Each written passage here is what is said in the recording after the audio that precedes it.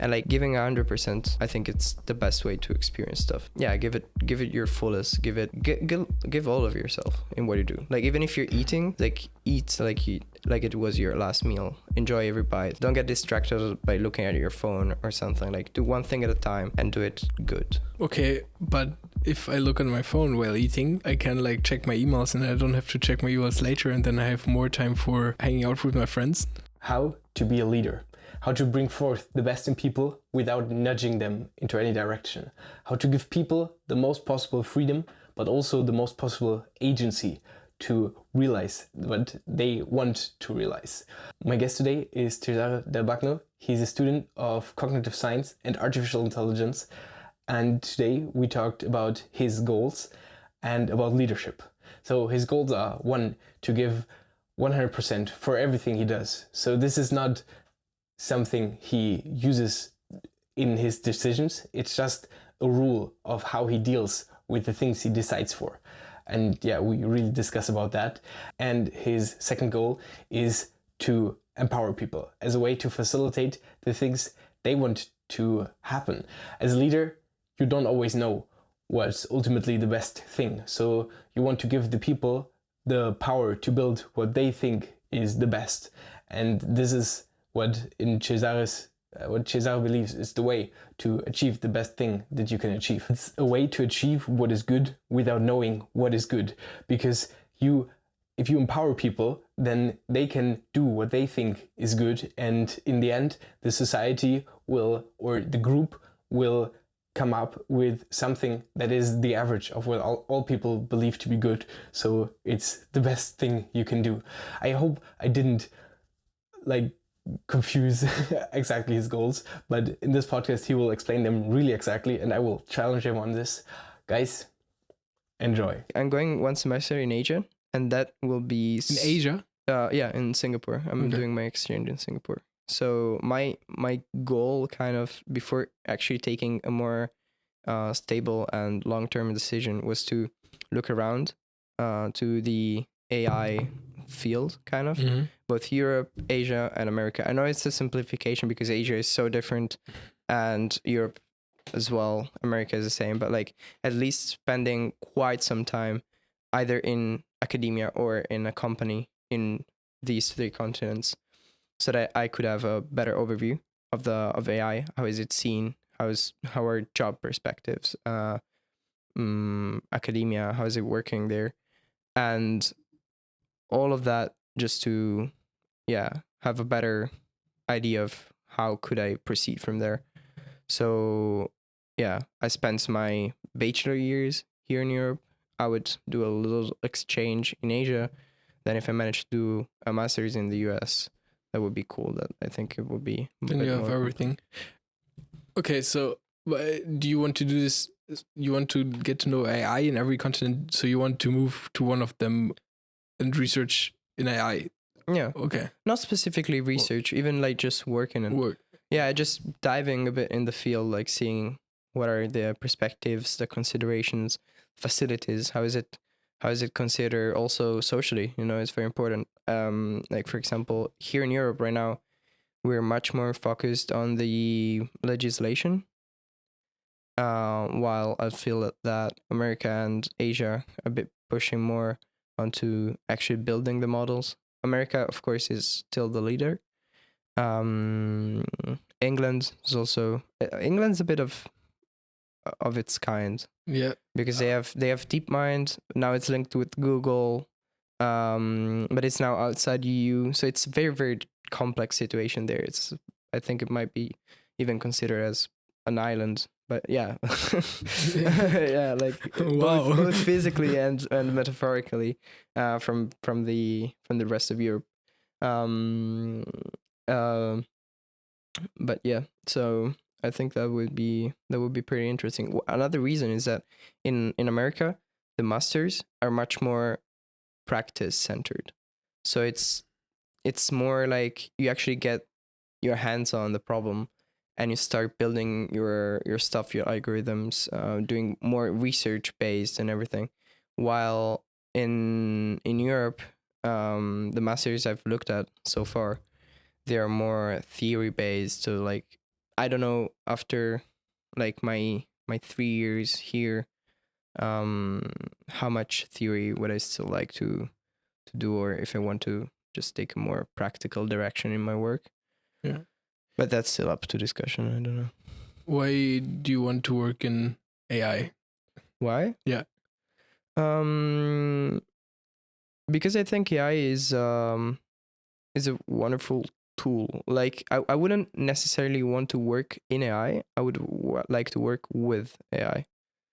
So like, as we were saying before, like the previous podcast, my ultimate goal would be to use AI as a tool to empower people. Yeah.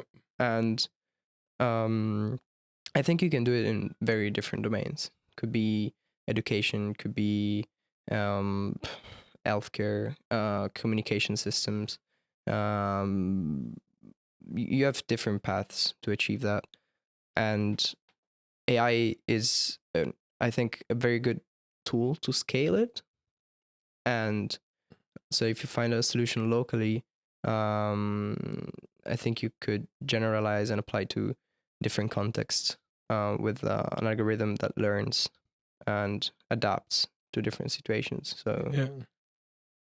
Okay. So today we wanted to talk specifically about your goals. This was Okay. like I think like last time because we didn't on the first podcast we didn't really finish it. Yeah, we sure. didn't really went into. Maybe if you like, you can give your I think were 2 goals. Mhm. You can like explain them again, and then we can really go or like summarize them if you want, and then we can go into them. So I don't exactly remember. I think I think one. Okay, I'm just looking up because I think I wrote them down. But I know one of them was to yeah, Sorry. there's no problem, to empower humans or to build an environment in which humans can flourish. So to build an environment where humans can live out their potential. Mm-hmm. And the second one I forgot. I know the second one was to experience as much as possible. Yeah. This was the second one. Yeah. Okay. Yeah. So yeah, Is this the you know what I should have done? I should have not said the. I Damn. had these two in mind. Yeah, but it would be amazing if I had not said it and asked you, and if you would have come up with something else, then we. Yeah, I don't know. Like the human, because the human brain, like sometimes you just make stuff up. Like people just make stuff up. That's true. That's true. That would be interesting. But like I just had this little bit of confusion because I had these two in mind, and then I remember I said that one was a high level one and one was more practical and to give a direction in life, and I was like, damn, these two seem both pretty high level. So we can start back from there. I think the most high level one is experiencing life as at its fullest. And what do you mean by high level? I mean, like as I was saying the previous time, I think it's healthy to have two directives in life. One is more philosophy. So it's like one is more how do you approach daily life, like anything you do. What is your attitude towards that? So yeah, making clear what do you want from yourself, what do you want from your experience, from your time here. And I think that's experiencing life to its fullest. That is why stupid example, like I don't know, if I step in a dojo, even if it's training, I want to give 100%, under 10%. Maybe I have some muscle pain and I have something which is holding me back, but I know that, you know, like our time here is limited. I have only 1.5 hours to train that day, and if I don't give all of myself, I will have lost an opportunity. That is what I think, and this applies to a lot of things. Like for example, when you go to an exam, why would you aim for 8? Like, but what is the difference? Like, why is the experience, like, if you would go to training 1.5 hours and don't give you all, then you still have experienced 1.5 hours of training. Like, yeah, but like, would you have experienced it in the best way possible? Would you have experienced it as at your fullest? okay, so you want to experience in the best. So you not only want to make as much experience as possible, but like the best experience possible. Yeah, exactly. What is the best experience? Like, how do you? I think, I think dedication gives you really the best experience, and being present in the moment. So, like, when you, as I was saying before, or when you go to an exam, why would you aim for an 8 in the first place? Like, you have to study to get a 10 and prepare to get a 10 and sit there with a, like, 100% sure that you're gonna get a 10. Worst case scenario, like, you get a 9 or an 8. But if you're aiming for an 8, worst case scenario, you don't pass the exam. And it's not only about passing or not passing, it's about, like, again, you had 4 months to prepare for that exam. You have some knowledge, and like, if you really want to make the most out of it, it's like you really have to study it at your best, like the best way possible you can prepare for that. And I mean, sometimes it clashes. Not always is like actually learning the material means that you're gonna pass the exam, or not always passing the exams means that you've learned the material in the best way possible.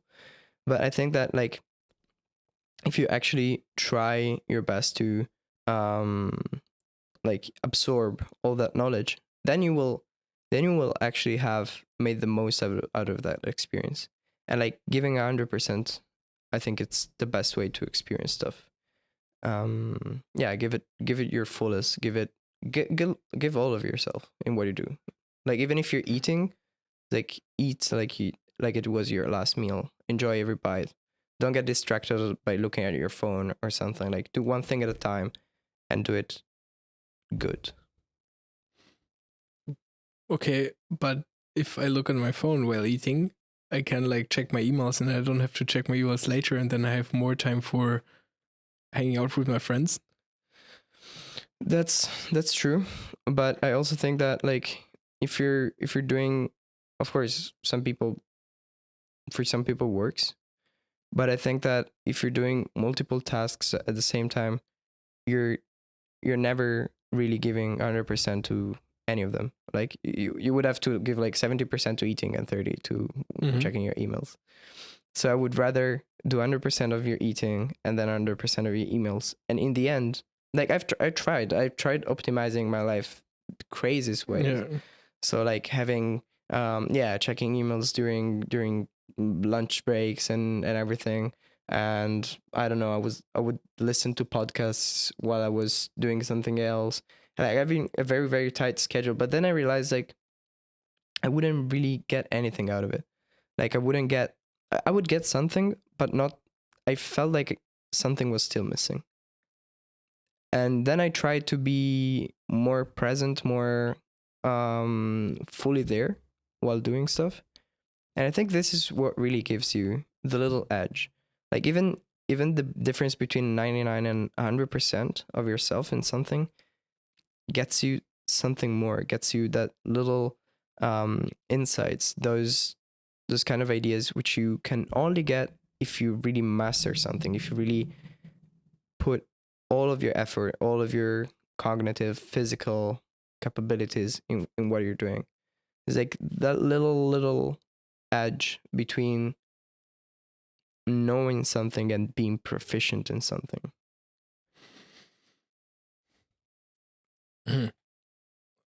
Okay, so what exactly are you optimizing for?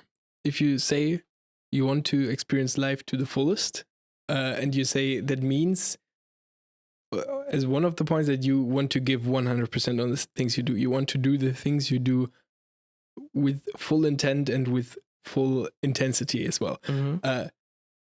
So what, why? Yeah, again, because, like, I think if I don't do so, I would have lost an opportunity. Like, if I have something in front of me, and it's either new or it's old. It can be any kind of experience. I really want to dedicate all of myself to that because I know that in one moment, 1 second, it will be gone. And if I don't seize it, if I'm not in the moment there, then it won't happen again in the same way. And yeah, I mean, you always get something out of every second you live. Like you cannot stop Yeah, the brain yeah. from working and computing and learning and You adapting. cannot not experience. Yeah. Exactly. But I think there are different levels in which you can experience stuff. And I don't know, this works for me. It's like I really like being fully committed to what I'm doing. And also like you said that if you eat while checking your emails, then you will have more time to spend with your friends. But actually, like you might have just sent a shitty email because you were not completely focused on what we're doing, and then you might have to send a follow up, or you were not completely happy with what we wrote, and at the same time, like you were like, okay, so but how can I improve the meal that I've just cooked? And you don't really remember what was good or what was bad about it. So like next time, the meal would still be kind of okay, but not the best version possible of the meal. But if you focus on that and that you say, okay, like each bite you take, you just feel it. Like you smell it, you feel the consistency, you look at the color, the taste, of course, and you consider all the aspects. Then you're like, okay, next time I can improve on this, I can improve on that one. That was good, it was not, and it will be much more meaningful. I think like you will remember what you've done much more than if you were planning on something else, like being distracted and everything. And yeah, I think like it's better to select. And then you go to the emails and you're super focused on your emails. You might even save time, you know? Like this happens to me. Like if I'm checking my emails while doing something else, it takes me so long to write an email. But if I'm there and if I like completely commit to that action in that specific moment, I have my list of things that I want to include in that email. I write the text, reread it, rewrite it, double check, send it. And then I have time to spend with my friends afterwards, I think. One practical problem, I don't know, like I'm just trying to poke a little hole Yeah, in there. no, of course. So where do you cut the you can't do this with everything. You can't give 100% with everything because then like it's just not possible. Like you can study 10 things at a time and be perfectly ready for every exam. Like literally, if you want to be perfectly ready for one exam, this can be all the things like so you have no time for checking email, you have no time for eating, you have no time for anything. So it might not be enough. Yeah, it might still not be enough, exactly. And how do you choose? That's a very good question. Yeah. And this is something I am a bit struggling with. But I think you have to really ask yourself, well, what do you want from you? And it's not only about giving 100% for each thing at all times, but it's also about defining what is good enough for you, you know? Like, so if you have an exam, you look at it and you say, okay, for this exam, I want to do A, B, C, D. And these are all the things that you have to do. And you know it, like to be fully prepared for that exam. You don't have to know all the material, all the slides in perfect memory. You just set to yourself some clear, achievable goals to be ready for that specific thing. And then you rank it from the most, like the thing that you prioritize the most to the lowest. And for each of these things, you have steps. And then like you start from the one which is at the top of your priority and you go down. Like when you're done with the steps, you go to the second one and then so on. And you keep updating this list like every day, every week, every month. And the stuff that you don't get to was just not important enough. Exactly. I think so. But all the stuff that you do with full intent, full focus, full intensity. Yeah, like Okay. if I know, for example, that I have to prepare for an exam, what I like to do is scheduling my time. So I know I have, for example, 12 lectures to study, and I have 14 days before my exam. So I do one lecture per day. One day will be the mock exam, and one day will be reviewing. And I know that for one lecture I need approximately 2 hours, 1 hour and a half. So I know that each day I will be doing an hour and a half. And for that hour and a half, I think about nothing else. I would just there and study. No distraction whatsoever. No phone, nothing else. Just me, maybe some like I like to study with some kind of binaural bits or like alpha waves to improve your concentration, and also like it masks off all the surrounding noise. Yeah. It's pretty nice. And I'm there, and like in that moment I'm giving 100%, and I know that if I do all the steps as I plan to, I will be ready for the exam, and I will have felt good for myself. Same for like a karate competition. So if you know that like to be ready for that competition you have to train 5 times per week 2 hours, and you do that, like you know that this is the most you could have done. And if you know that each session you gave 100%, 110%, that is good enough. That is like, then you go to a competition, you might not get the first place, but you have done the best you could. You've done what you could do. Okay, so I think I understand your rule now. In the beginning I didn't understand it, but like it's not about what you choose. It's about that like this rule that you want to experience to the fullest is not about choosing things because of you want to experience them, but it's more that the things that you choose, that you like, no matter, okay, now you decide to do this podcast, so you're only in this podcast, or when you decide to study, then you're really studying, then you give your best, you give your all your focus, and this is like, this rule says nothing about what you choose. It only says about how you interact with the things that you chose. Exactly. Like, and this is like one of the 2 goals, right? Yeah. So like it's how you approach it's your attitude. stuff. Yeah, exactly what you said. It's attitude. Yeah, exactly. Okay. That is it. And the second goal, which is still quite high level, is creating an environment as wide as possible in which people are free to express themselves as unique and creative individuals. So because that, again, that's when the real magic happens. Then that's when the ideas that no one else apart from that specific person could have arise. That's when you really feel responsible for what you're doing. You really feel like you could affect the community around you. And to achieve that, that is still not, as I was saying before, that is still not the clearest goal ever. But everything I choose to do, I put it in perspective. So like, is it going to make me a bit closer to my goal?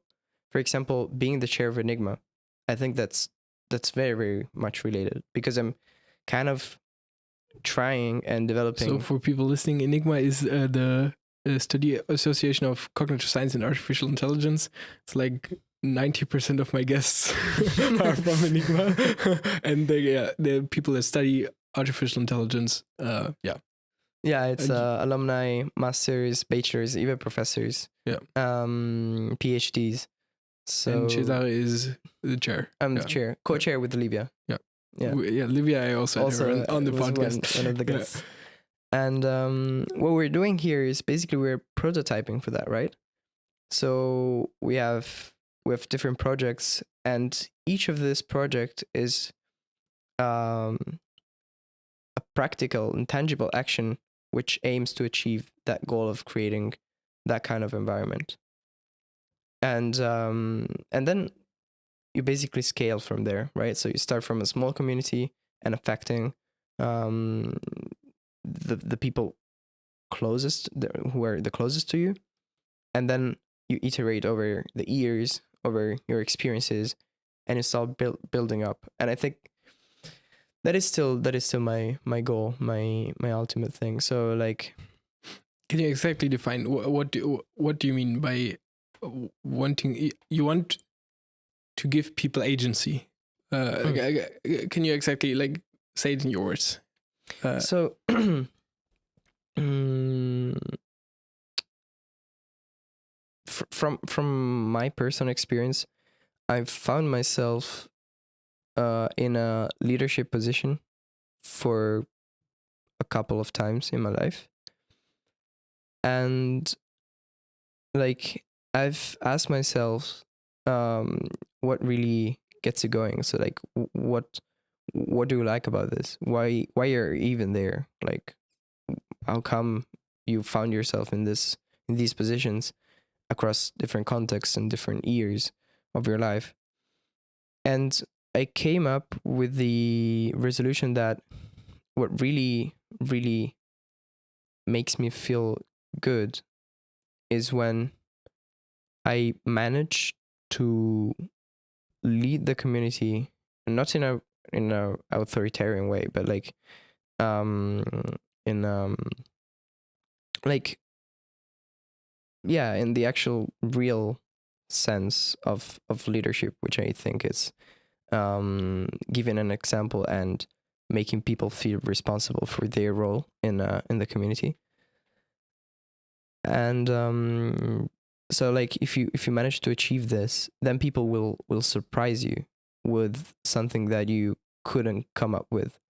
So like if you delegate some of your responsibility, like, so like what most leaders tend to do is like they tend to take the world on their shoulders, blame themselves from everything, and try to fix everything by themselves, which is basically impossible to do.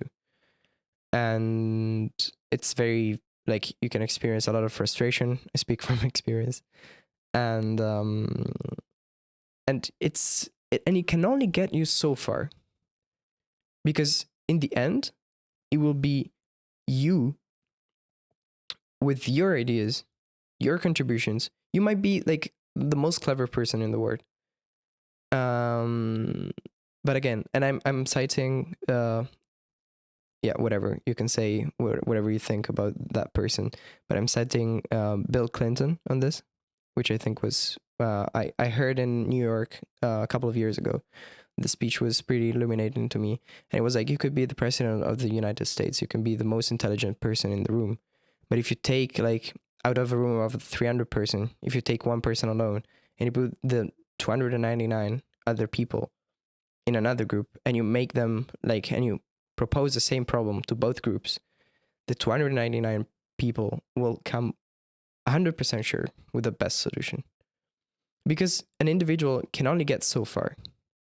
But if you put different individuals in themselves, like in communication and in an environment in which they feel free to express what they really think, then apart from having a multiplicity of different ideas, rather than having yeah, different ideas but same, like coming from the same background, same perspective and everything, what you also create is a positive feedback loop in which people affect themselves, and they're like, okay, so I hear this from them, and then you reinterpret it with your personal background and you add some value to that, and you output something which is slightly different, and you start building on top of that, and then like the community basically progresses, and this loop cycles and cycles, and it's basically never ending, while the ideas of a single person will are confined in some way, because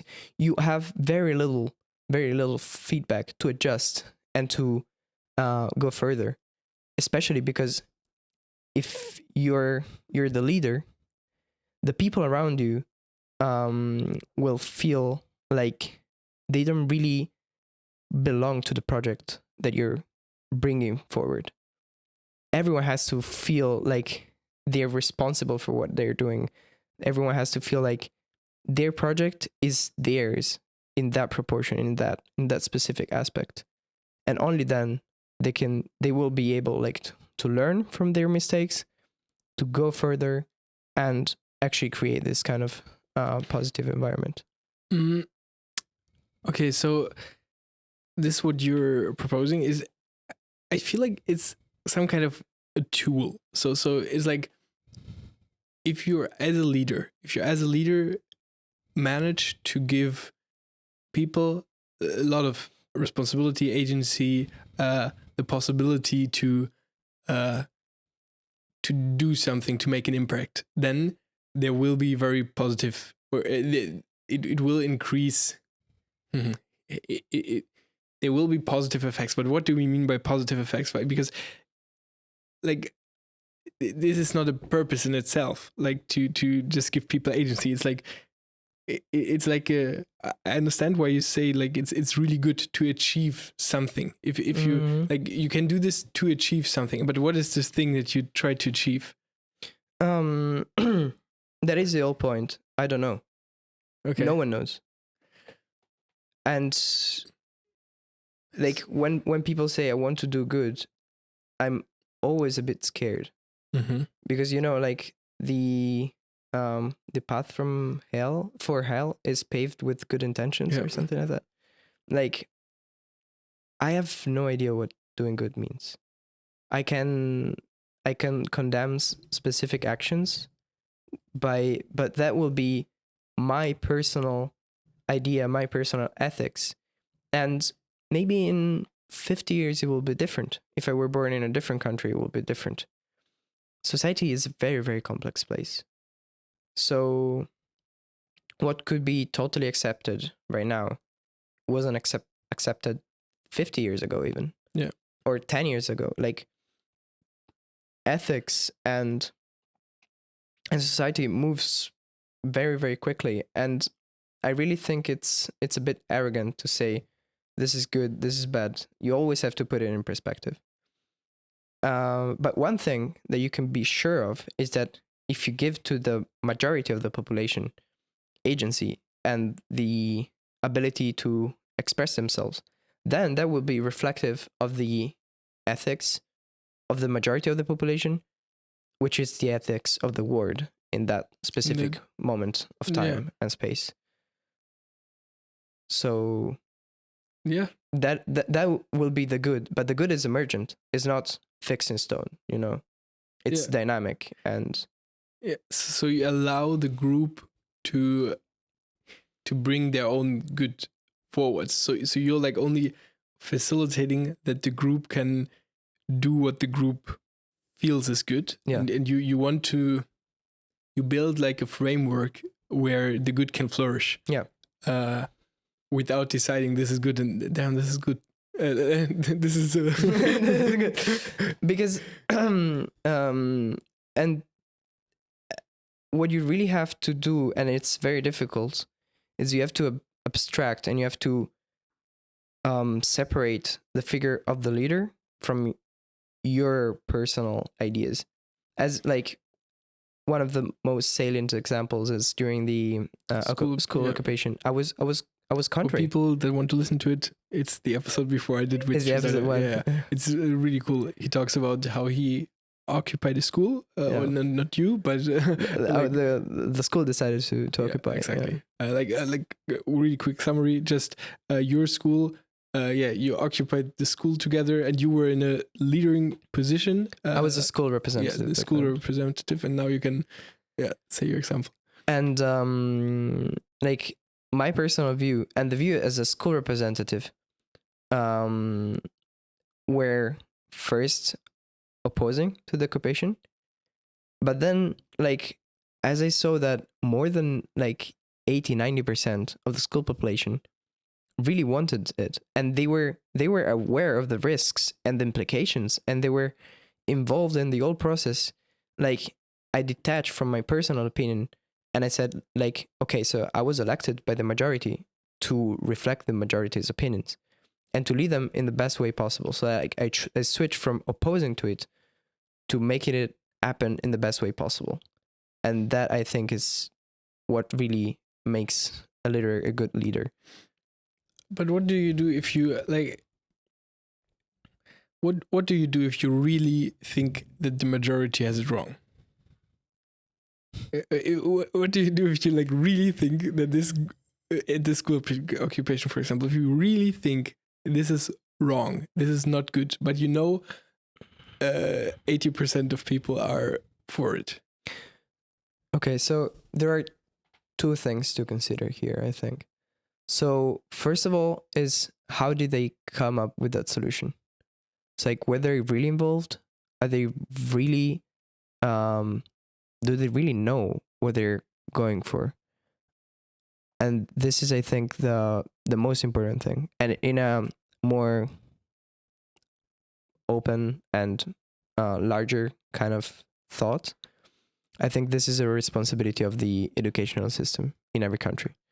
So like, are you really preparing the citizens to vote? Are you really giving them the tools to understand what is it that you're voting for? What is your state? How does it work? And all of these things, which are for the vast majority of states neglected, completely neglected. And the second thing is, okay, so like, are they informed? Is it? And the second thing is, well, I would question myself, and what does it mean that the majority has it wrong? So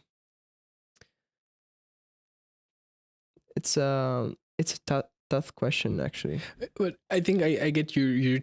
It's like 2 points. Like, first, is there like some kind of bias in the group that you know that the group doesn't know about, or something like if there was something wrong, like for example in the information that the group got, and that's why the group believes something, and you have like more information, then of course there's like a reason, and you could like help the group to become more true. Or the other way is that you think yourself like, okay, if this whole group 80% believe something and I believe something else, then maybe I have like there's a mistake in my thinking, and you try to find your own bias, your own mistake. So, yeah, probably, but that's still, yeah. And I would give a third option. I mean, I would always consider these two. Yeah. But then there are two outcomes. You either oppose it forcibly and like use your power as a leader to not make it happen. And the second one is still like, you facilitate it and make it happen, but you make it happen, as I was saying before, in a way in which people feel responsible for what they're doing. And it's not like they cast a vote and then it's on someone else. Like, okay, you cast a vote, but you participated in the whole process. And if I really think I'm right, and they really think they're right, the only way to tell the outcome, like to tell who was right and who was wrong, is to look at the outcome and see like, how does it go? How does this project, okay, let's say we have a board meeting with Enigma, all the board votes in favor of something, I vote like opposing to it.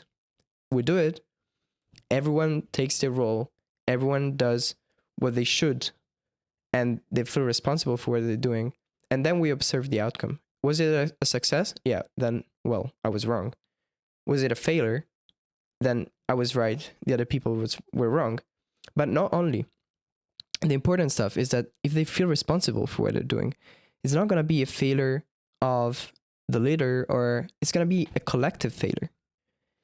And like, you will be able to build on top of that. And like, if you feel like that was your personal project and you failed at it, it's gonna touch you much deeper than just saying, okay, I casted a vote and then the organization, the leader, whatever, they did it.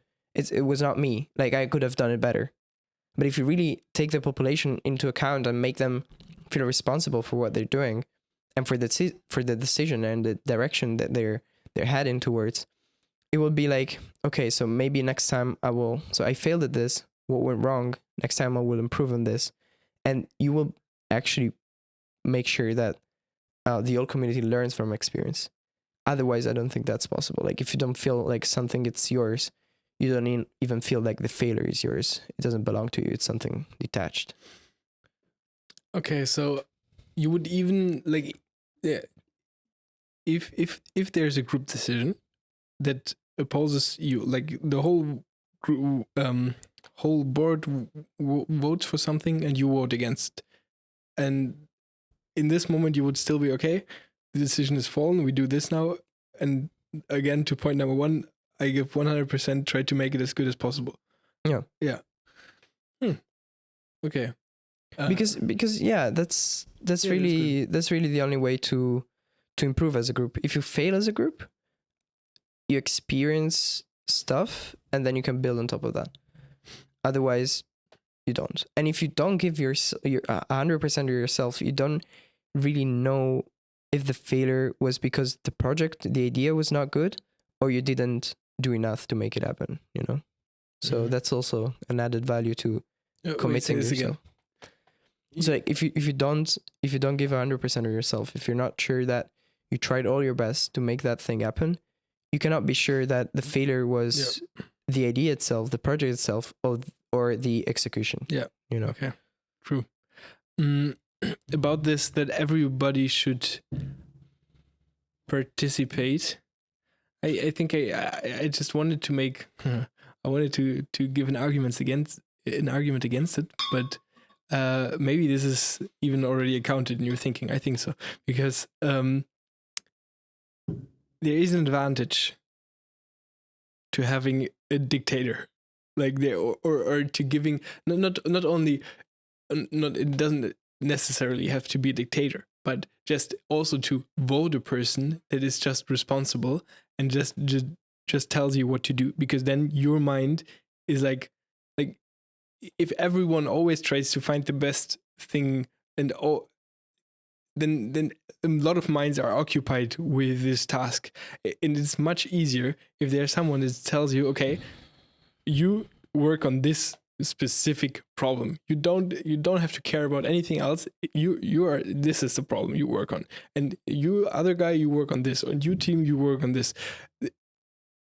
Isn't this more efficient? It certainly is on the short time period. You will speed up a lot of operations. It might even like produce better outcomes on the short time.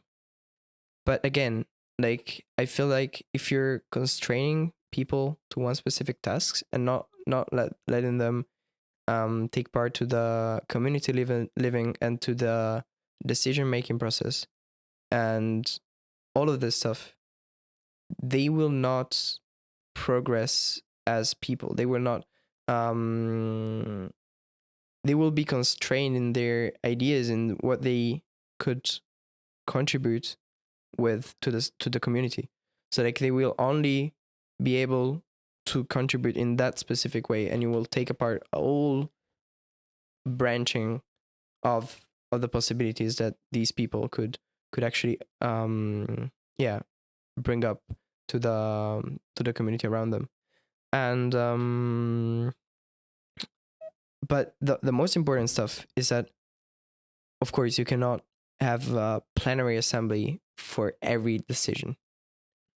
What you need to have is a very rigid and rigorous structure, which allows you to include and involve people in specific matters, which is not set. Like every organization's, every context has to have their own, and it might take you a very long time to make it like to perfection and to fix all of the mechanisms which allow you to do that.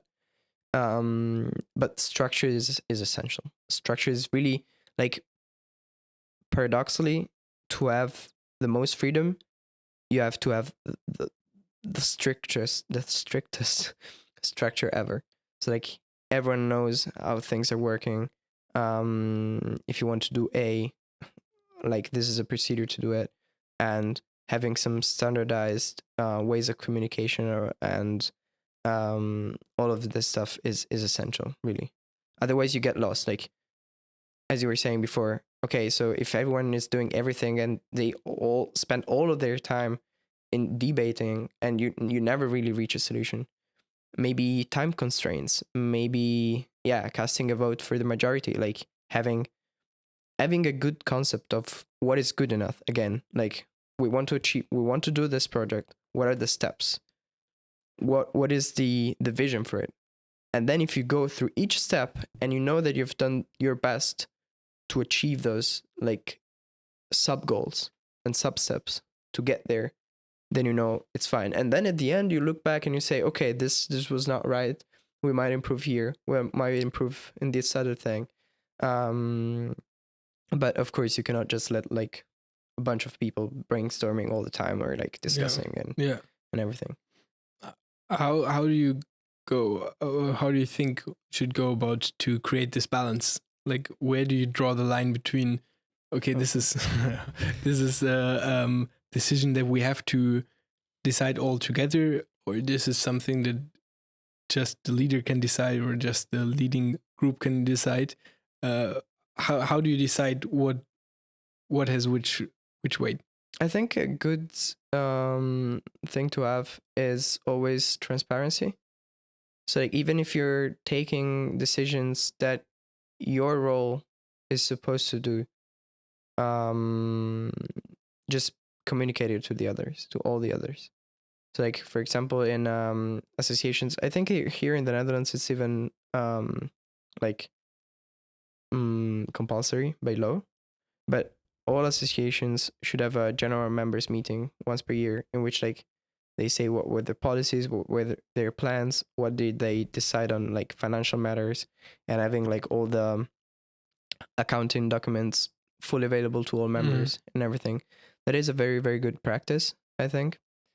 And the other thing is also respecting boundaries. Like, you know, if you were chosen by the association, by your company, by your university to be, I don't know, CTO or professor of algebra, if I'm the professor of psychology, I won't like go there and criticize your work like in the details. We might raise it as a problem of the community, but I would rather focus on general issues rather than like specific things that a person has to address with their occupation, their position in the community. Okay, so you don't go to specific people and say, okay, you're doing this wrong?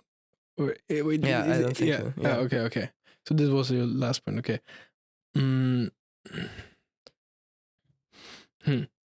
So you, as a leader, you want to give people the most freedom because it's good. You have to find the balance between. No, you want to give people the most freedom because this way, it is most likely way, or the way that reflects what people think is good the most. Like it's not inherently good, but it's like the good, the thing that people believe to be good will come out this way, or is the most likely way to bring it out. And therefore you want to have give people agency, give people responsibility, but without still find a balance to not overly give too much responsibility to everyone. I mean, still, they will have to be responsible for what they're doing, and specifically their role. Also, because like in that case, I think it's not even that much necessary to criticize each single person's work or behavior, because if you really manage to achieve this condition, and you go over the general outcome of your projects, then they will hopefully ask themselves, okay, what did I do good? What did I do wrong way? And why didn't this work? Am I involved in this? How should I improve? And the whole idea of a community is that you're really tight with the people around you. So like this kind of feedback doesn't necessarily have to be formal. It could also be just like you're seeing someone else and you're in close contact with them and they're doing that thing a bit different, and then you might think, oh, how that sounds like a good idea, how could I implement this in my work? And then like you pass on the information, and again, like from one little idea, then it spreads across the network, having these little genetic mutations, and hopefully come out with a better version of what was before, and spread out if it's a good strategy. or it will just die if it's not. Okay. How do you go about implementing this? So how do you act in your life to fulfill this goal? This is actually pretty hard. Yeah. So I think the first thing that you really have to do is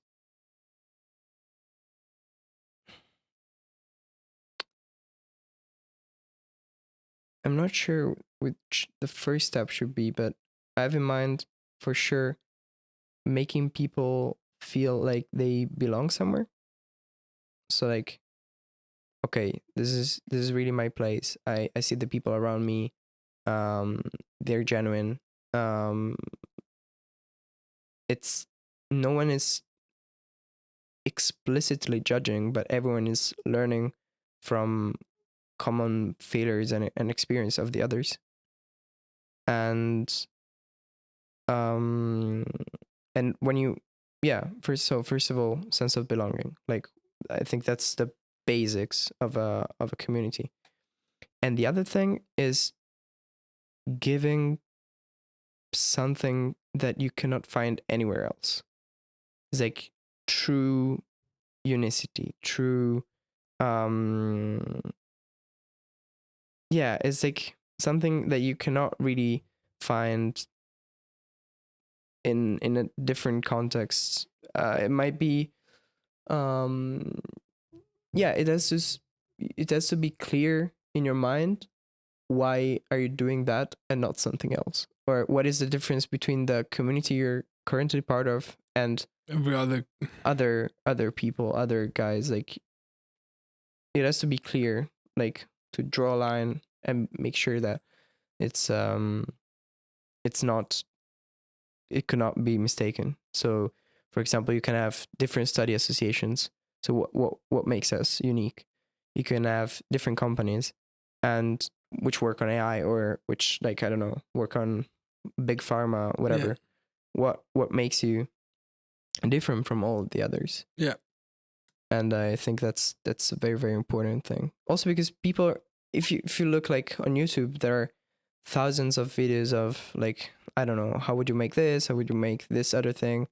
But there are really few videos which are able to give you very specific, actionable, practical tools to implement. And I think that's the most valuable stuff. Like, you can go to, I don't know, 200, 300 TED Talks with more than 30 million views each and get basically nothing out of it. Yeah? Why? Because that's completely general. It's very most of the times they have impersonal thoughts. It's too shallow. It doesn't go in depth. But don't you need to have like this over, like, let's say over general, like it's a very general view maybe on a tech talk. It's not like for a specific situation or something, but you need this to apply it later to a specific situation, right? I don't necessarily think so. Like, for example, I think you learn calculus not by not from the practical lecture in which, like, they introduce the concepts, but by doing thousands of equations in your life and solving them by hand, and like thinking about, like, okay, so what does this mean? What is this parameter? And trying to envision and crack the thing. So I think also, if during those TED Talks, there are a couple of good ones. Like, I really think that the most personal ones, in which, like, people are actually telling one thing only, again, 100%, like, in depth, what they did in that specific situation. That's how you learn in real life. Like, I'm always like, if there is a person who's giving very general life advice, it will not stick to you that much. But if they tell you their stories, how did they experience stuff, it will be as you were living 100 different lives simultaneously. So if you're really able to absorb that, it's not just a general quote, but it's like you kind of have lived through that situation as well, and it will stick much more to your memory if you associate it to a specific problem, a specific time, specific place. It becomes part of you, I think. So something like an autobiography or a biography would be like a better way to learn than like a how-to self-help book where it's like about the, like, for example, if we would read like the biography of Elon Musk, it's better than having a book where somebody tries to explain the principle that Elon Musk uses. Also, if Elon Musk try to explain his general principle by themselves, like that's very sterile, you know, because like we're all different people, we all come from different contexts, we find ourselves in different contexts. So I think it's much more valuable to see how did Elon Musk come up with that specific idea, rather than just than him trying to generalize that idea by himself. Because like the idea is not something personal, it's not something you can privatize or anything. Like once you speak it out loud, it becomes public domain. And if you're able to see how it arises and then like apply it to your personal experience and daily life, then it really becomes something valuable and something personal. Otherwise it's just there. Like everyone has the same kind of general principles, but no one is actually really applying them because it's so hard to implement them. So I'm hardly living in the world of ideas. So, Yeah. so this is like I'm what I tried to do, like with my note-taking system and everything, I try to find the best ideas. So I try to strip everything personal off the ideas, every like all the story, all the stuff around, because like this is not the gist, you know. Like if you have like the story of Elon Musk, like I get your point. Like this is just if you have like the story of Elon Musk and in there some kind of principle, and your point would be that by reading the story with this context, everything, you absorb this principle in a better way or in the right way. Because otherwise, if you only hear like this principle, you don't really know like what exactly is the context, like where this came from. It's not about like absorbing it in a better or worse way. It's about like absorbing it in the first place. So like, are you really absorbing it? Are you really making it yours? Are you really making it personal? Are you really able to build on top of that? If you just take something for a given, like I think actually taking out all of the story behind it from an idea is making it very sterile. Like you are not able to apply it, and I mean you might, but it's not as easy to apply it, like make it, shape it, and round it, and have your own personal view on that specific topic. That will actually lead you to building on top of it. Because if you have it, if you have the pure idea, the idea of a triangle, for example, I don't know, most people will have the same idea of a triangle. Yeah. And where is evolution? Where is the creativity part? Where is the It doesn't have to be that the triangle is your only idea. You can have other ideas as well. Like, yeah, but I think like there are, for example, more abstract things, and there I think you really have room for not even improvement. It's like room for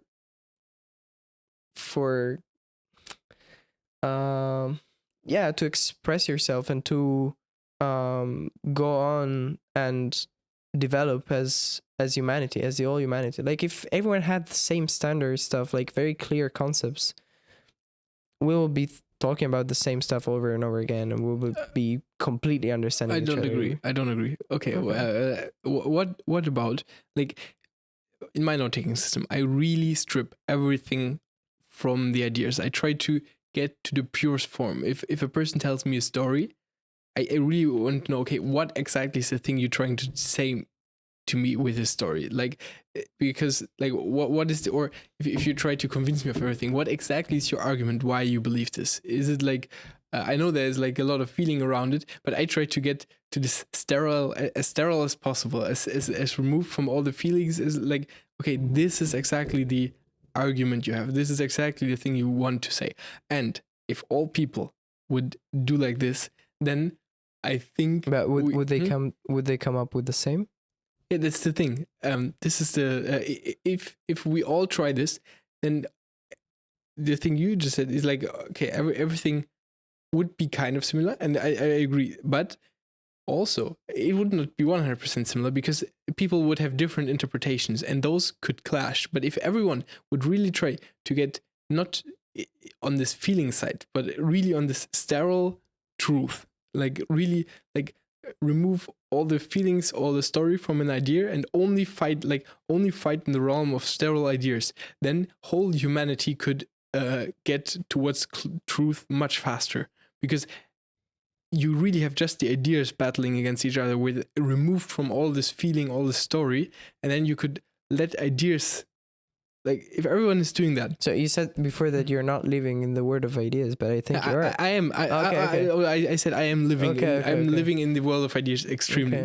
With my note taking, like platonic. Yeah, I'm really living in the world of ideas. Like of course, I try to have those ideas as true as possible. This is the thing. I'm not having some random ideas and being like, nice, those are ideas. I try to.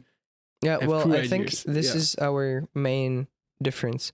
So, like, to you, truth is an attractor, and it is convergence.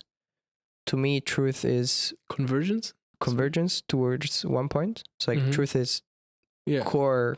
There is something of reality. Yeah. So like everyone is trying to direct themselves towards that direction. To me, truth is the opposite way around. So it's a centrifugal force. Like it's like spreading. It's truth for me. It's pure chaos. Like all the possibilities ever, all balanced on the same plate.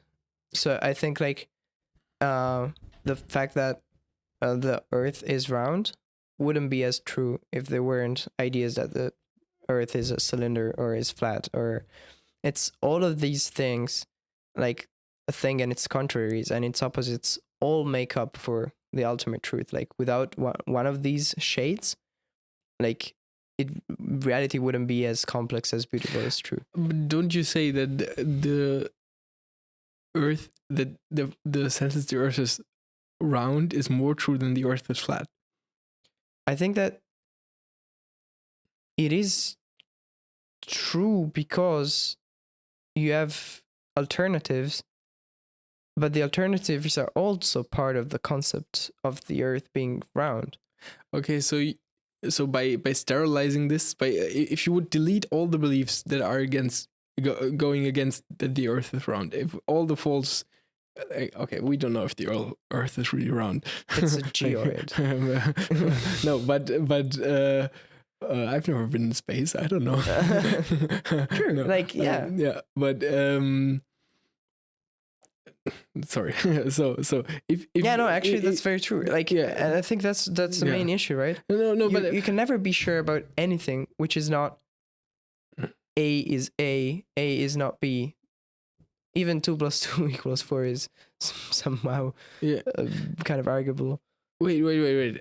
No, your argument is that if you remove all the wrong ideas from an idea, because like all the wrong ideas of what the Earth is, then it wouldn't be the same.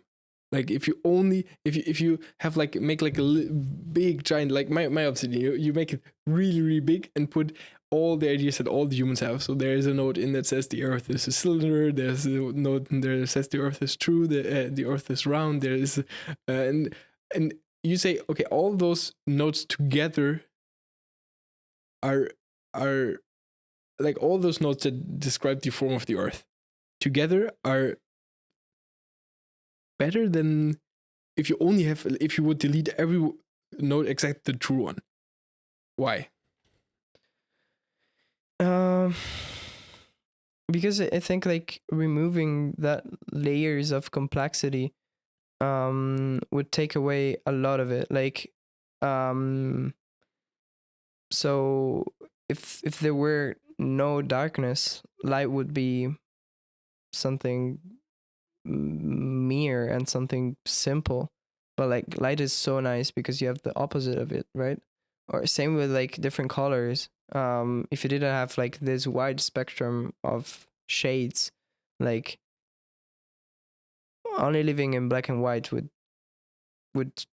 make that would mean that we lose so much.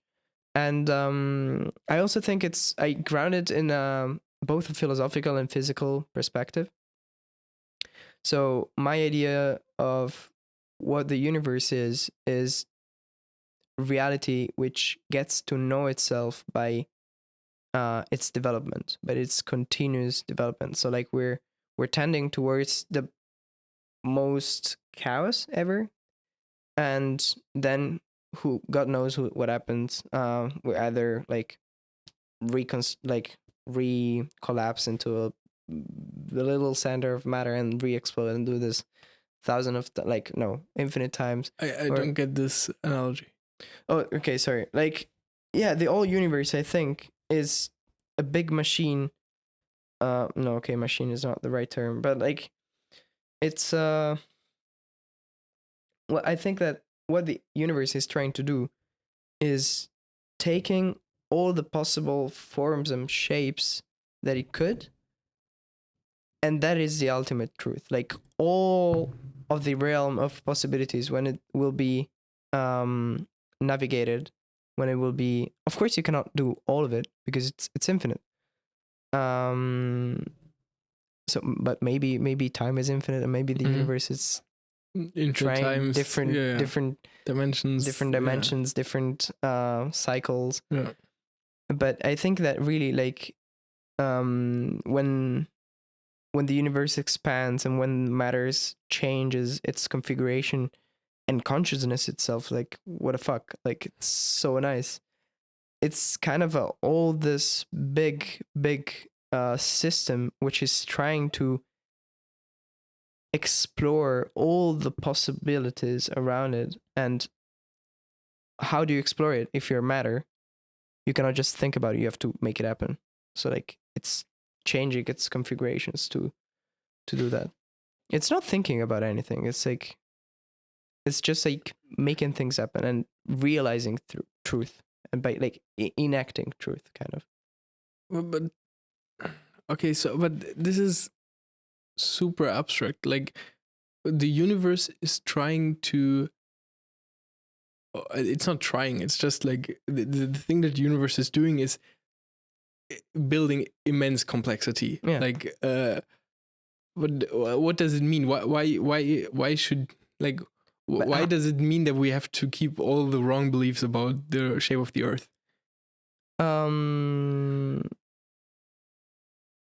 mean, you said that this idea is super abstract. My take is that seeing it from a human conscious perspective in such a vast space, that is the abstract thing. Like we might be wrong. We might be thinking in a way which is not even close to what reality is. Like the dimensions we perceive are probably very limited, and we've optimized our senses and our thinking for survival and reproduce, nothing else. But does this mean like of course we are wrong? It's like I agree 100% that we are wrong in incredibly many ways, much more than we can imagine. But does it mean that we shouldn't even try to get closer to truth? Because no, I think but yeah, no, of course that is a very noble, and of course we need a direction, and I think the direction to truth, it's one of the most as I said before, noble and interesting directions we can take. But because we're wrong, I think that keeping the maximum complexity and keeping like all possibilities on the table at all times is the best thing ever. Like it will, as I said before, having a centralized, simpler kind of system will probably be more efficient on the short term, but I think it will be much more exposed to fallacies. So like if actually people stopped at Newton's theory, and they said, okay, this is the ultimate theory for physics, then maybe Einstein wouldn't have revolutionized it. And if people actually didn't question the incongruences in Einstein's theory, then quantum physics wouldn't have born, and so on and so forth. Probably maybe in 50 years we will see that quantum physics was not right. And if you don't take all the complexity, all the arguments against quantum physics, which may sound absurd, but maybe someday someone wakes up and sees it in a different way, and they're like, "Oh, damn, this makes a lot of sense. This is the solution to the problem we were looking for." So, like, if you take that out of the table, you might have pure ideas, but you might be completely off. Like, if we really are like trying to achieve pure truth, I think that like having the most diversity, it's what really does the trick here. But still, there are but still there is truth, and you can get closer to it. Do you believe that? Because No, you I don't think there's an ultimate truth. But there are things that are more true than other things. Wait. Yeah. There are things who are more true than others, but they're mainly abstract. Like, I don't know, a triangle has 3 sides and 3 angles. Yeah. Triangle. Would be wrong if okay, it's more true to say that a triangle has 3 angles than a triangle has 4 angles. Yeah. But I think apart from formal abstract systems, which have clear axioms and clear theorems, and even so, Gödel's incompleteness theorem says that like not even there you can be completely sure of truth. So I think truth is a really, really tricky concept. It's like not even in math there is absolute truth. Yeah, we have a proof that there can't be. This is Gödel's incompleteness theorem, right? It's like a proof that we can literally never, like that math can't get to truth. Or what? Like it's okay. We don't. There are different formulations of the thing, but like there might be true statements which you cannot prove inside of the system if the system is powerful enough. So we can never arrive at ultimate truth. This kind of, yeah. Mm-hmm. Okay, I think this is a possibility. It's possible that we can never arrive at ultimate truth, but this is also like a sentence that can also be wrong. So maybe it is wrong and we can arrive at ultimate truth.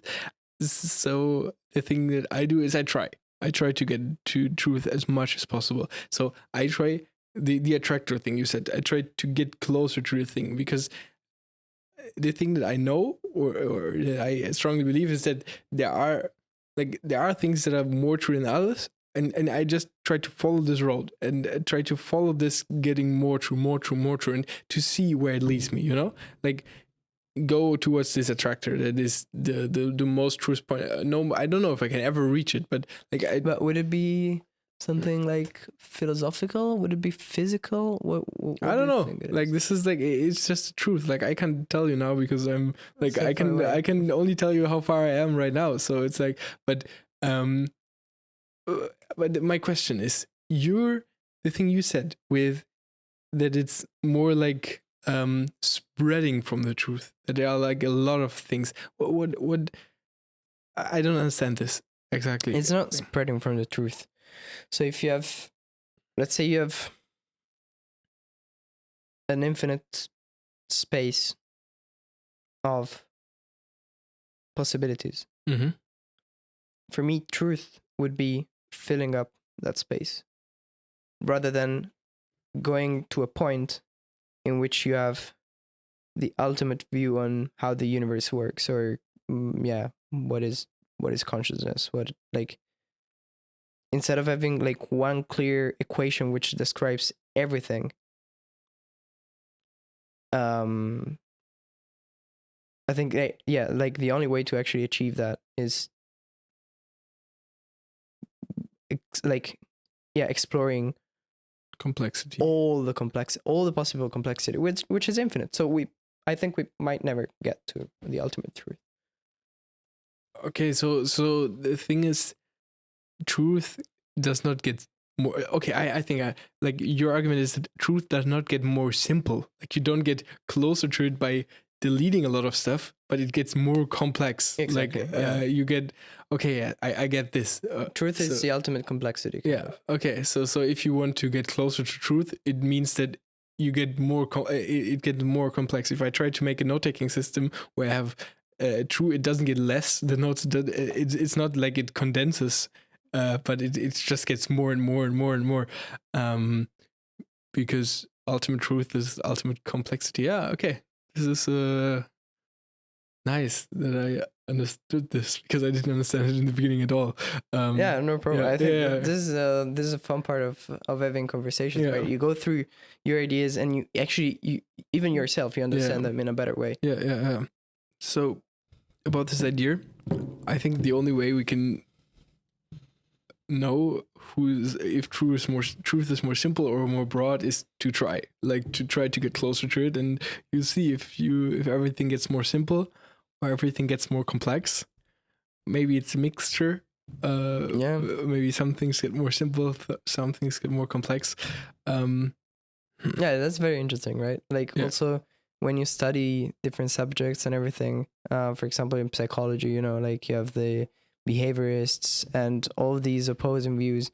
And then in the end, like the most current view is an average of all of the previous ones. So like I really tend not to stick too much to one specific view, but like try to complement it with other ideas, other opinions, which I think it makes the most sense. Like just crystallizing on and completely going for one. And that's again like the beauty of complexity, right? Like the possibility to have different things. It's not you're not just focusing on one thing, one specific domain, very clean, very clear, but you let it be contaminated by different ideas, different perspectives, and multiple branches of the same topic. Okay, so do you believe in good and bad? Do you? I know in true and false. Sorry, good and bad was the question I want to ask afterwards. Shit. Spoiler.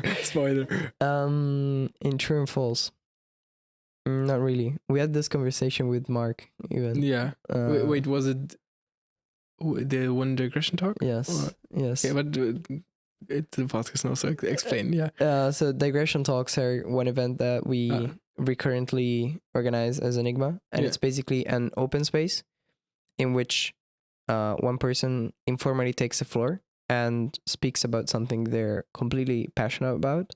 So it's an enthusiasm-driven conversation in which the public is actively involved, and it's more of a conversation rather than a speech. It's like a presentation where everyone just brings their own contribution, kind of. Yeah. And so like we had this discussion about true and false, and I don't really believe in true and false. Why? Because I think it's extremely hard to, like, if you actually pinpoint and go in depth enough, it's actually hard. It's almost impossible to prove anything. Mm-hmm. But like, I think the most valid philosophical perspective might be like skepticism. Like you're not even able to prove that this is real or this is really happening, or you know, like if you question enough, like if you have enough questions and enough time, like you can basically question anything. Okay, so the mere fact that you can disprove nearly anything, like, I mean, no, it's also hard to disprove stuff. Okay, like you cannot prove them to be truth. Disprove is maybe the wrong word, but yeah, you can't. Yeah, okay. The fact that you can't really prove anything means that there is this true. Like, do you? Nah, sorry. Is there? Okay, you say derived from the fact that we as humans can't prove stuff. Like, definitely, we can't definitely prove stuff. Means that there is no true and false. But isn't it possible that in reality there is some kind of true and false that exists, and we are just too limited to prove stuff? Like, you said yourself that like we as humans are really limited. Like, all this evolution, like the way we perceive the world is just like the way evolution made us perceive the world. There's nothing. There's no truth built into that. Yeah, but yes. Yeah, no, I do believe in truth. And I said it's the ultimate complexity. But I don't think I can understand it. Like in daily life, I Okay. cannot tell true from false. Like there Yeah. might be. Yeah. Actually, that's a very nice description. Yeah, that might be, of course. But I don't think we have the facilities to understand it, like to actually get. So like, of course, it's useful to have true and false in daily life. I'm not the kind of guy like who goes around and like, oh, this thing is like, Everything is relative. Yeah. arguably, or like, I don't know. The solution to this equation is 42, and you're like, my not. You know, yeah. you have to live like we're stupid evoluted monkeys who play to be like some kind of gods and everything. So, but there are some things which are helpful to have in your daily life, and I'm not questioning any of that. Like, you just have to play the game. But I think it also helps to put a lot of things in perspective and to see life in a less serious manner, which I think it's very, very extremely valuable. So like if you actually get that to the realization that it's, at least for me, it's impossible to have truth and no one is more entitled than others. It's all a big nonsense game that we're playing with each other, and it allows you to be much lighter in what you do, but at the same time it doesn't mean shallower. It's just like it just allows you to experience without the burden of it being too serious, too there there's like a lot that you cannot control, a lot that you cannot tell like from true and false. It's not all your responsibility, and like you can actually experience stuff in a very deep manner without it suffocating you. I think that's very, very helpful to move in the world we live in. So to just act as if there was true and false, but still knowing, not 100% like clinging to, okay, this is like the 100% truth, but always having in the back of your head, okay, everything is.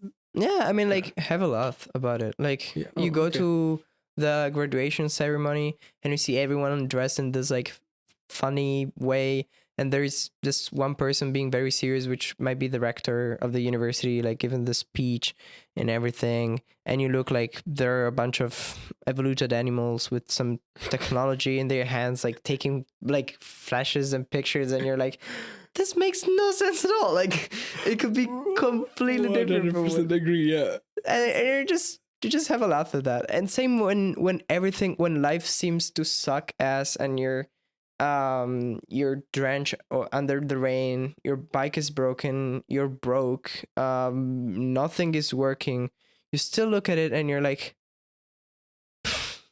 this is almost impossible. Like, this is impossible to understand. It's like, and I think it always it helps you to put things in perspective, and again, not suffer too much from it. Just live in it to your fullest, but still not being heavy and feeling like you're bonded and, I don't know, yeah, tightened by something that holds you back. Just relax and enjoy the ride. I think that's the best you can do. Mm, I like this way of thinking. Wait, I just had a thought. So, no, exactly. Last week I had like a little meaning crisis. When I was like researching about social psychology and like no, not researching. I was studying for my exams. So I was like reading like social psychology and personality psychology, and basically what I was learning was all the stuff that influences what we humans believe, how we humans perceive the world, who we like, what we want to do, like pages upon pages on what influences us. So and in the end, I was like, I just laid on the floor in my room and I was like, this everything is so absurd because like there's no you under all the like I learned like pages upon pages what influences you, but there is no you are the sum of those influences, and like there is and we believe that there's a me that is like acting and stuff, and there's like this illusion, but we don't really understand if there's anything, like we don't like like if everything two humans were raised exactly in the same manner, would they be the same person? That's the ultimate question, right? I think there still is some variability in your genes, in your physical structure. Yeah, for sure. So I can tell you the answer to this question. No. Yeah. So it's like. So there is a self, but still, yeah. It really like, what am I? I am the sum. I am the emergence of all of these experiences and contexts that I've been through. But yeah, it's like, but still you think like you're Cesare and you have like goals and stuff, and like, yeah, I mean, it's fun to do that, you know. And you kind of are like, yeah, at the same time, yeah, you are and you are, and at the same, and it is just, and it's completely nonsense, but it's cool, it's fun to be like that, you know. Yeah. And we walk around and we think we have problems, we think we have stress, we think there are things that we want, we chase behind stuff, and like we like literally when I was like laying on this floor on that day, I was like laying there and I'm like, this is like, we imagine that we have like goals, we imagine that we have problems, we imagine that, but like we if you really think about it, you can't even start to think about this because you don't understand anything. Like how do you get to the point that you have problems when you don't even understand what you are? Like I can't say I have a problem when I don't know what I is. I don't know what the problem. Like I don't know anything. Like sorry, I don't know if this is that is a very interesting thought, but it's also a bit of a loophole, right? Yeah. Oh wait, what do you mean by loophole? It's like, if you start digging towards that, you're just questioning about everything and anything, and you're like, well, what am I supposed to do? Exactly, like, yeah. But I think you were discussing about active nihilism some hours before. Nihilism, yeah. And with Udesh is the podcast that came right before this, if I cut it in order. So yeah. And this is basically the beauty of it. So like, if nothing makes sense, then you have complete freedom to do what you think is right, what you think is like, you don't have to suffer under any constrictions and everything. So like, you can I think Nietzsche had the most beautiful thoughts about this. Like, so you start from destroying everything, and then you're really free to become who you really are. And even if that doesn't make a sense, it's just, you just have a laugh and live to your fullest and like experience what you have. Is like, just take this and make the best out of it. This is what all you can do, basically. Yeah, I agree. Still, it's so absurd. Like it's so yeah.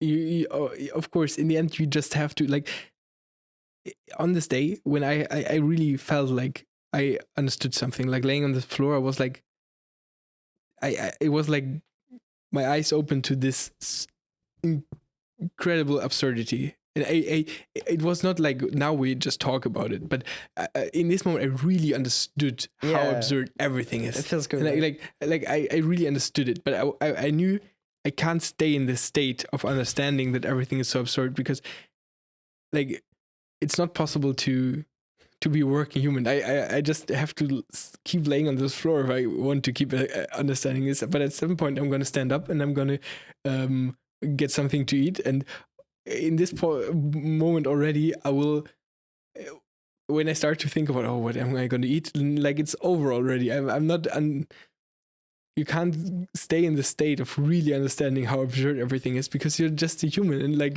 Yeah, you're not pure conscious. Yeah. right? In the end, you're thinking about your problems again. Like, even if you know that all problems is super absurd, you will go back and think about your problems. You will go and think about, oh, what am I going to eat now? And it's like, yeah.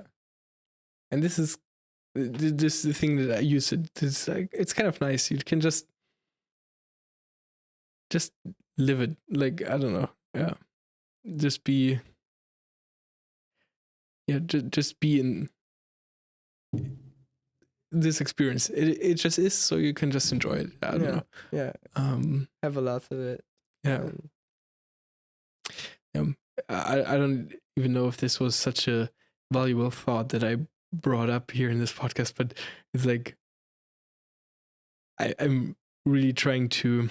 My brain is still working through this. What this means, like this absurdity and this.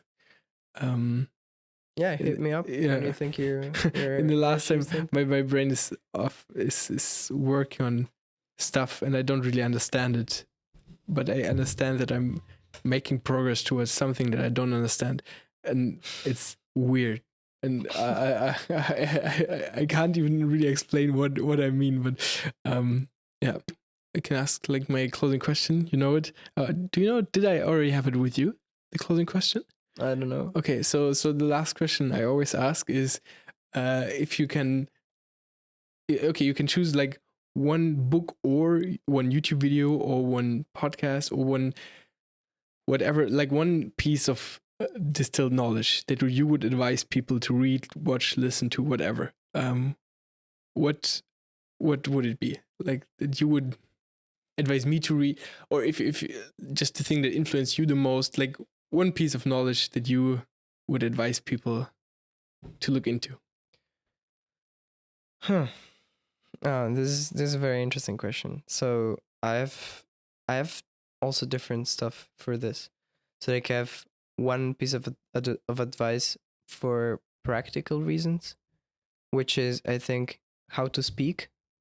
MIT OpenCourseWare video on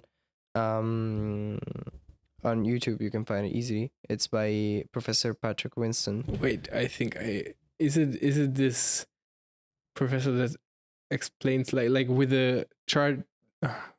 Keep talking. He has a chalkboard. Yeah, exactly, and he draws like stuff.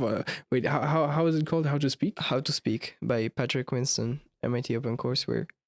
Patrick Winston, by the way, is very very. I watched it and I have like the whole summary in my Obsidian. Nice, yeah. nice. Yeah. He also has. It's good. Yeah. He also has a very very valuable series on AI. He teaches like intro to AI, basically to MIT. He was teaching. He's now deceased.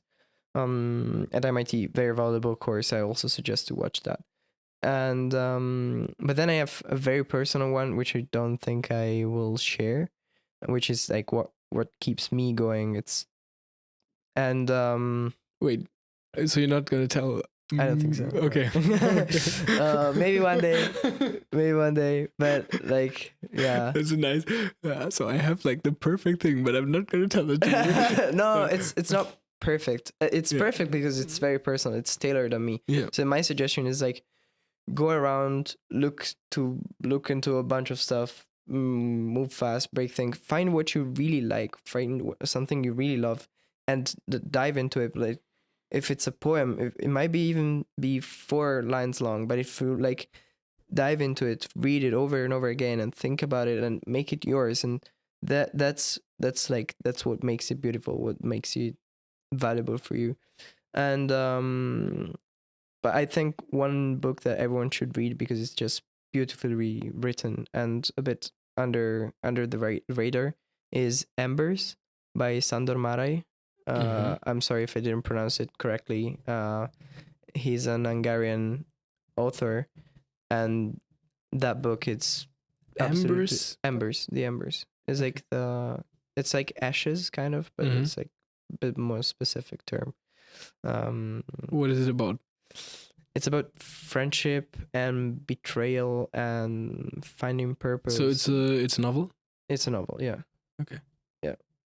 Nice. I read some essays, yeah, but I still find that novels talk to me more. They're more human. They're more. Yeah, we actually like in this podcast we had a discussion about this, like about that the story can teach you Yeah. maybe more than a how to speak course, or I don't know. Yeah. But this how to speak course is, by the way, is really good. Yeah, Yeah, I mean, the guy actually brings up a lot of when he talks about props, he's basically personalizing all the talk. He's saying, okay, what is a Winston star? This is Winston star. I'm Winston. This is Yeah. my thing. So why is that specific thing helpful? Oh yeah, because for example, I was in a jury a couple of years ago, and like we judge people based on these factors. So Yeah. like you should take this, and yeah, I think that's actually a Okay. very good balance between the two. Yeah, and okay, Ambers is Embers is a novel, by like Sandor action Marai. novel, or what kind of Yeah, it's a novel. Yeah, like, it talks about fantasy? no. It's set around the period of First World War, I Mhm. think. In Hungary, Mm-hmm. or yeah, the Austro-Hungarian Empire back then. And it's basically the story of two friends. I don't want to spoil it. Okay. Yeah. No. But there is secret, there is betrayal, there is yeah, what does it mean to have a purpose? What does it mean to live? Basically, yeah, what does it mean to live? I Okay. think that is the ultimate thing you Nice. can get out of the book. Very cool. And it's beautifully written, like beautifully written. Okay. At least like the Italian translation is very, very nice. I think the Hungarian version should also be good. For people that can speak Hungarian. Yeah. Yeah. I haven't read it in English. I Yeah. might, actually. I've read it 3 times. Damn. Okay. Nice. Very cool. Thank you, Cesare. Thank you. And Always a pleasure, man. yeah, if you want, one time we can do this and then you ask me the questions. But Yeah, see you next time. Okay. Nice, man. If you want to hear more of Cesare Dalbagno, in episode number 9 of this podcast, he explained the time when he was the school representative of a school occupation. This was an incredible story. I really recommend listening to this. Episode number 9. See you there.